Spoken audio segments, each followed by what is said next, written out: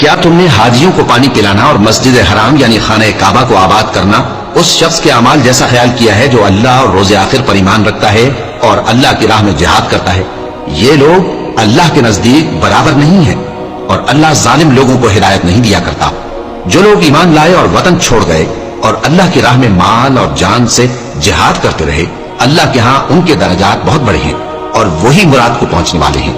ان کا پروردگار ان کو اپنی رحمت کی اور خوشنودی کی اور بہشتوں کی خوشخبری دیتا ہے جن میں ان کے لیے ابدی نعمت ہے، اور وہ ان میں ہمیشہ ہمیشہ رہیں گے۔ کچھ شک اے اہل ایمان، اگر تمہارے ماں باپ اور بہن بھائی ایمان کے مقابل کفر کو پسند کریں تو ان سے دوستی نہ رکھو،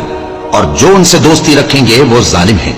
کہہ دو کہ اگر تمہارے باپ اور بیٹے اور بھائی اور بیویاں اور خاندان والے اور مال جو تم کماتے ہو اور تجارت جس میں مندی سے ڈرتے ہو اور مکانات جن کو پسند کرتے ہو اللہ اور اس کے رسول سے اور اللہ کی راہ میں جہاد کرنے سے تمہیں زیادہ عزیز ہوں تو ٹھہرے رہو یہاں تک کہ اللہ اپنا حکم یعنی عذاب بھیجے،